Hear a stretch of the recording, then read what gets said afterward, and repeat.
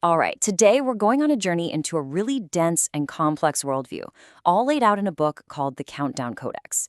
It describes a huge personal conspiracy theory. Now, just to be clear, our goal here isn't to say whether these claims are true or not. It's to simply unpack the intricate and, frankly, compelling story it tells.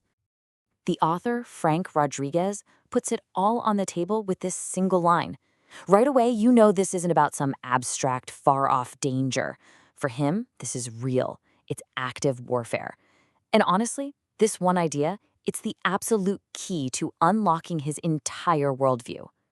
So the book's core premise, its absolute foundation, is that radiation is being used, right now, as a weapon of suppression.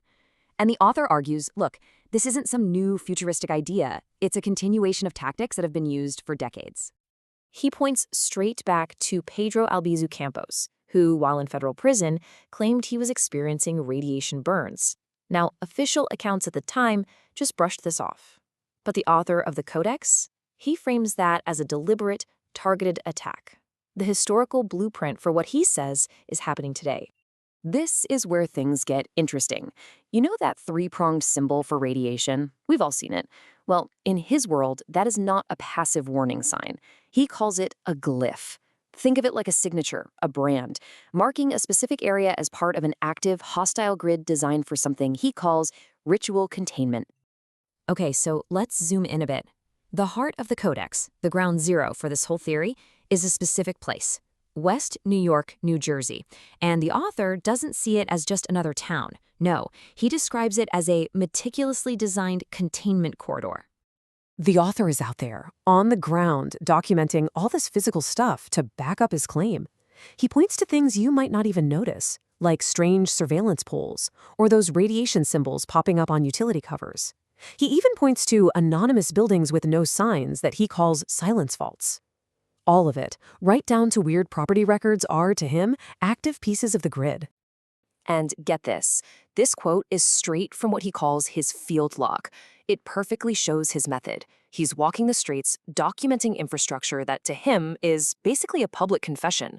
It's an admission of radiation exposure hidden in plain sight for anyone who knows how to look.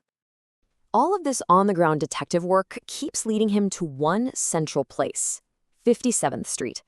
According to the Codex, this specific street becomes the stage for what he sees as a critical ritual rehearsal. And here's a crucial point you gotta understand. The author doesn't see these local events as random or isolated. Not at all. He views them as carefully planned rehearsals for much, much larger operations on a global scale. Let's take a perfect example, that 2018 bomb threat at a middle school on 57th Street.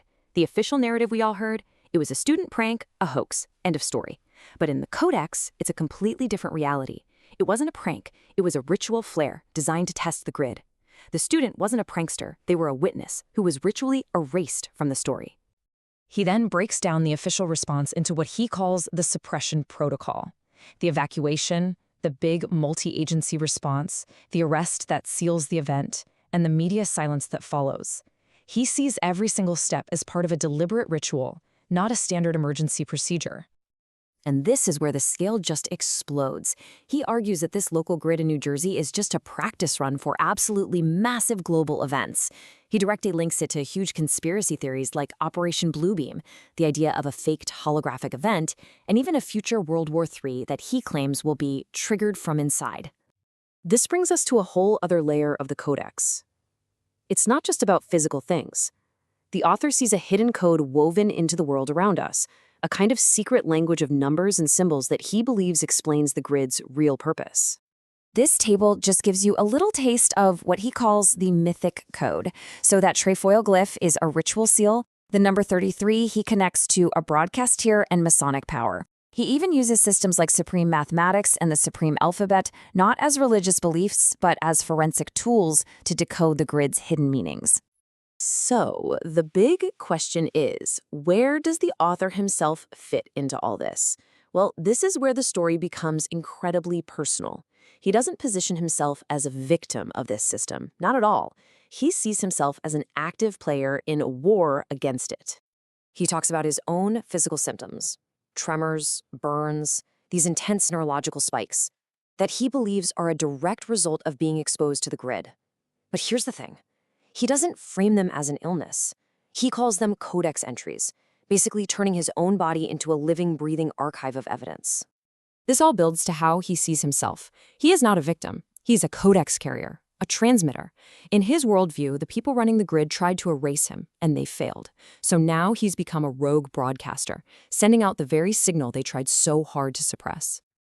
And this quote just perfectly sums up his whole mission. He doesn't see this work as a book you just read. He sees it as a live, active signal, a flare being fired up into the dark to break the silence that the grid imposes. It's a call to action and a piece of evidence, all at once. Ultimately, the Countdown Codex presents this totalizing system for making sense of the world, a place where everything is connected and nothing is a coincidence. And it leaves all of us with a pretty compelling question to think about. At what point does the simple act of recognizing patterns turn into a complete, all-encompassing worldview?